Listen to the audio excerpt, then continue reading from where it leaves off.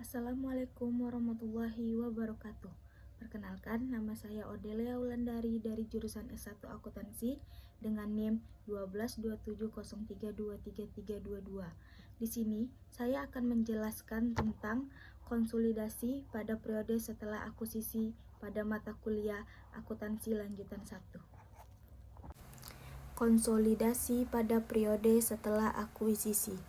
Pada periode setelah terjadinya akuisisi, berapa hal harus diperhatikan ketika menyiapkan laporan keuangan konsolidasi untuk entitas anak yang dilakukan tidak pada nilai tercatatnya. Karena pada pengakuannya yang tidak dilakukan pada nilai tercatat menimbulkan diferensial yang perlu dialokasikan terhadap aset diperoleh atau liabilitas diambil ahli atau goodwill, maka entitas induk perlu memastikan bahwa diferensial tersebut telah diukur secara tepat. Berikut adalah ilustrasi. Kita akan melanjutkan proses penyiapan laporan keuangan konsolidasi PT Nusantara dan entitas anak. Tabel 48 menunjukkan neraca saldo pilik PT Nusantara dan PT Andalas per 31 Desember 2021 atau 2 tahun setelah terjadinya akuisisi. Informasi yang disajikan dalam neraca saldo pada tabel 48, PT Nusantara melaporkan laba neto sebesar 1 miliar, serta membagikan dividen sebesar 400 juta, sedangkan PT Andalas melaporkan laba neto sebesar 250 juta dan membagikan dividen sebesar 100 juta. Selain itu, diketahui informasi bahwa PT Nusantara telah melakukan uji penurunan nilai terhadap goodwill dan diperoleh dari hasil nilai goodwill harus diturunkan sebesar 25 juta. Atas informasi di atas, PT Nusantara akan mencatat pengakuan pada pengumuman laba serta dividen yang diterima dari PT Andalas sebagai berikut, yaitu mencatat pengakuan penghasilan dari PT Andalas sebesar 250 juta dikali 100% dengan jurnal investasi pada PT Andalas sebesar 250 juta bagian laba atas PT Andalas sebesar 250 juta. Selanjutnya, mencatat penerimaan dividen dari PT Andalas sebesar 100 juta dikali 100% dengan jurnal kas 100 juta pada investasi PT Andalas 100 juta. Selain itu, seperti periode sebelumnya, PT Nusantara akan mengakui amortisasi atas diferensial terkait bangunan dan peralatan, serta pengakuan penurunan nilai yang terjadi pada goodwill, dengan mencatat amortisasi diferen terkait bangunan dan peralatan, yaitu 5 juta dikali 100% dengan jurnal investasi pada PT Andalan sebesar 5 juta, bagian laba dari PT Andalas 5 juta. Mencatat penurunan nilai goodwill yaitu 25 juta dikali 100% dengan jurnal bagian laba dari PT Andalas sebesar 25 juta, investasi pada PT Andalas sebesar 25 juta. Berikutnya menunjukkan perhitungan kepemilikan atas PT Andalas per 31 Desember 2021. Di sini kita dapat melihat perhitungan jurnal eliminasinya. Adapun jurnal eliminasi perlu dibuat oleh PT Nusantara sebagai perusahaan induk adalah saham biasa senilai 800 juta, saldo laba sebesar 550 juta, bagian laba atas PT Andalas sebesar 250 juta, dividen diumumkan sebesar 100 juta, investasi pada PT Andalas sebesar 1,5 miliar. Sama seperti periode sebelumnya, diperlukan jurnal eliminasi untuk mengalokasikan dan mengamortisasikan diferensial. Berbeda dengan tahun 2020 di mana amortisasi diferensial berkaitan dengan akun persediaan serta peralatan dan bangunan. Karena persediaan telah terjual di 2020, maka amortisasi diferensial di tahun 2021 hanya terkait dengan peralatan dan bangunan sebesar 5 juta. Selain itu, jurnal eliminasi juga dibuat untuk mengakui penurunan nilai goodwill sebesar 25 juta. Berikut skadul perhitungan saldo diferensial selama 2021. Jurnal eliminasi yang harus dibuat untuk mengalokasikan dan mengamortisasikan diferensial adalah sebagai berikut. Rugi penurunan nilai goodwill sebesar 25 juta, beban penyusutan sebesar 5 juta, bagian laba atas PT Andalas sebesar 20 juta. tanah sebesar 210 juta, akumulasi penyusutan sebesar 10 juta, goodwill sebesar 75 juta, bangunan dan peralatan sebesar 50 juta, investasi pada PT Andalas sebesar 295 juta. Baik, pada tabel 4.10 dapat terlihat kertas kerja konsolidasi PT Nusantara dan entitas anak untuk periode yang terakhir 31 Desember 2021. Selanjutnya, ilustrasi konsolidasi dengan kepemilikan sebagian. PT Nusantara membeli 75% saham PT Andalas seharga 1M 125 juta. Pada saat dilakukan akuisisi diketahui pula bahwa nilai wajar dari kepentingan dan pengendalian adalah 375 juta, sedangkan nilai wajar seluruh aset dan liabilitas PT Andalas sebesar 1,4 miliar. Nilai buku dari seluruh ekuitas PT Andalas adalah 1,2 miliar, sehingga terdapat diferensial dari akuisisi ini sebesar 300 juta yang dialokasikan pada goodwill sebesar 100 juta dan aset teridentifikasi lainnya sebesar 200 juta. Sebagai gambar, PT Nusantara terhadap PT Andalas ditunjukkan sebagai berikut. PT Nusantara akan mencatat transaksi akuisisi PT Andalas ini sebagai berikut. 1 Januari 2020 dengan jurnal investasi pada PT Andalas sebesar 1 miliar 125 juta, pada kas 1 miliar 125 juta. Berikut adalah perhitungan nilai aset neto PT Andalas dan bagian PT Nusantara serta kepentingan dan pengendalian atas aset neto sebagai berikut. Bisa kita lihat di tabel 4.11 perhitungan jurnal eliminasi. Perhitungan jurnal eliminasi tersebut adalah saham biasa sebesar 800 juta, saldo laba sebesar 400 juta, investasi pada PT Andalas sebesar 900 juta, kepentingan non pengendalian sebesar 300 juta. Jurnal mengalokasikan diferensial ini mendistribusikan diferensial yang muncul dari transaksi akuisisi. Persediaan mengalami kenaikan nilai wajar dari nilai tercatat sebesar 50 juta. Tanah mengalami kenaikan nilai wajar sebesar 210 juta, sedangkan bangunan dan peralatan mengalami penurunan nilai sebesar 60 juta. Selain itu, atas transaksi kombinasi bisnis PT Nusantara dan PT Andalas, diakui munculnya goodwill senilai 100 juta dari selisih antara imbalan yang diserahkan PT Nusantara atas nilai wajar aset neto PT Andalas. Berikut alokasi difference pada saat akuisisi. Jurnal eliminasi yang harus dibuat untuk mengalokasikan diferensial adalah sebagai berikut. Persediaan sebesar 50 juta, tanah sebesar 210 juta, goodwill sebesar 100 juta, bangunan dan peralatan sebesar 60 juta, investasi pada PT Andalas sebesar 225 juta, kepentingan dan pengendalian sebesar 75 juta. Berikut laporan posisi keuangan konsolidasian PT Nusantara dan entitas anak saat setelah transaksi akuisisi dapat dilihat pada gambar 4.6. Baik, selanjutnya konsolidasi pada periode akuisisi. Kita akan melanjutkan ilustrasi akuisisi yang dilakukan oleh PT Nusantara terhadap PT Andalas.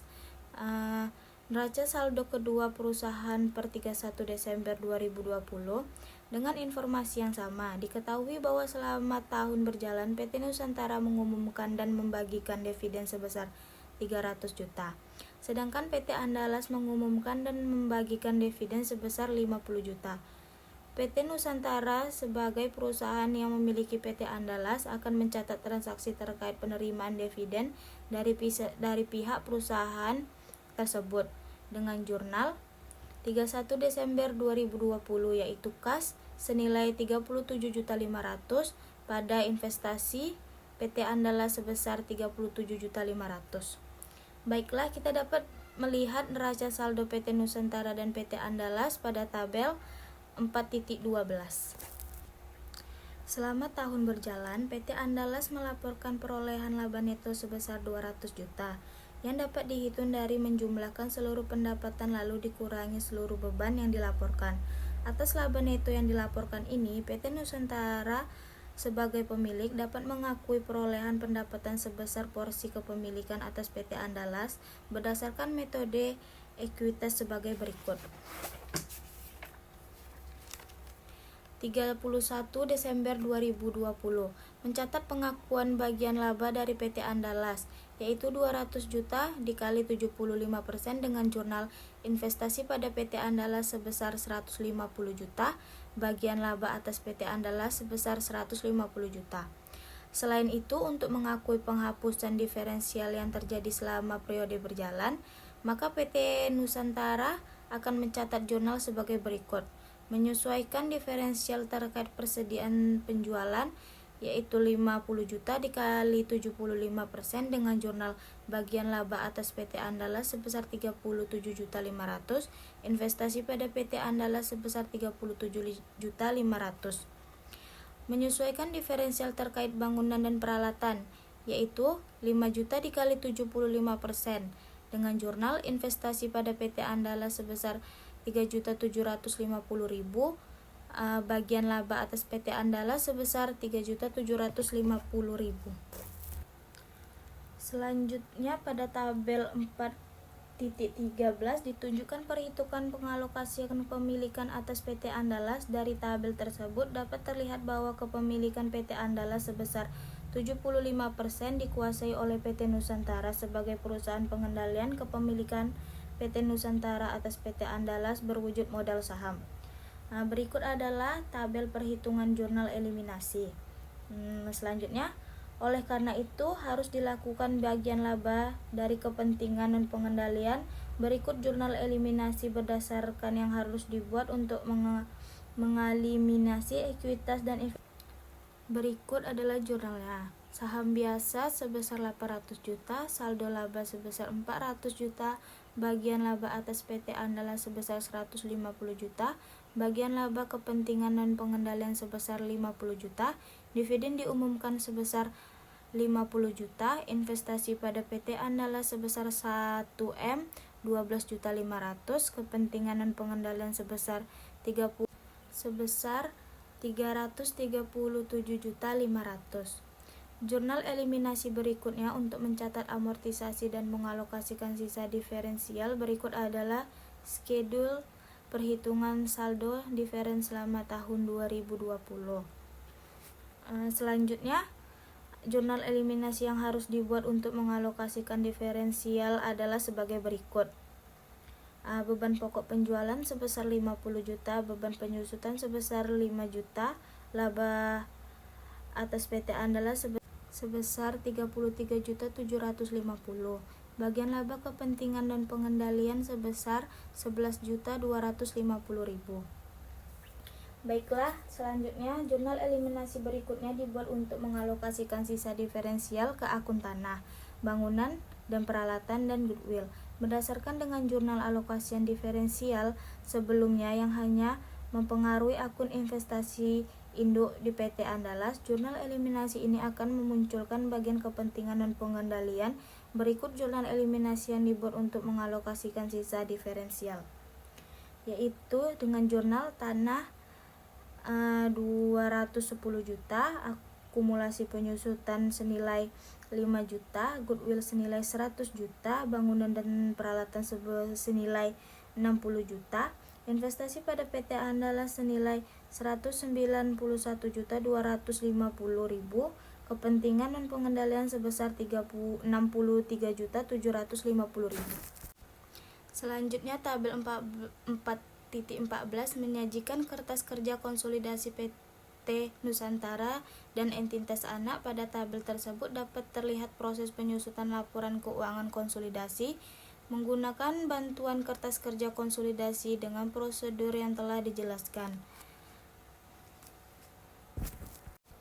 Berdasarkan kertas kerja konsolidasi pada tabel 4.14 dapat kita lihat bahwa laba neto konsolidasi PT Nusantara dan anak perusahaan untuk periode yang terakhir 31 Desember 2020 adalah 775 juta, sedangkan saldo laba konsolidasi per tanggal 31 Desember 2020 adalah 1.916.000 16.250.000. Adapun perhitungan laba neto konsolidasi untuk PT Nusantara anak perusahaan adalah sebagai berikut. Laba neto konsolidasi 2020 yakni laba neto terpisah PT Nusantara sebesar 600 juta, laba neto PT Andala sebesar 200 juta, amortisasi diferen terkait persediaan terjual 150 juta, amortisasi diferensial terkait bangunan dan peralatan sebesar 5 juta. Laba neto konsolidasinya adalah 755 juta. Bagian induk laba atas laba neto 2020 dengan jurnal laba neto konsolidasi 2020 755 juta, laba kepentingan non penilaian sebesar 38.750. Bagian induk atas laba neto sebesar 716.250. Sedangkan saldo laba konsolidasi PT Nusantara dan entitas anak per 1 Desember 2020 adalah saldo laba konsolidasi 31 Desember 2020. Saldo laba PT Nusantara 1 Januari 2020 adalah 1,5 miliar. Bagian induk atas laba neto 2020 adalah 716.250. Dividen diumumkan oleh PT Nusantara di 2020 adalah 300 juta. Saldo laba konsolidasi per 31 Desember 2020 adalah 1.916.250.000. Dapat kita lihat pada gambar 4.7 laporan posisi keuangan konsolidasi PT Nusantara dan entitas anak. Untuk periode setelahnya, prosedur konsolidasi laporan keuangan yang perlu dilakukan adalah sama dengan penjelasan yang telah saya berikan pada bagian-bagian sebelumnya dan pada bab ini. Terima kasih.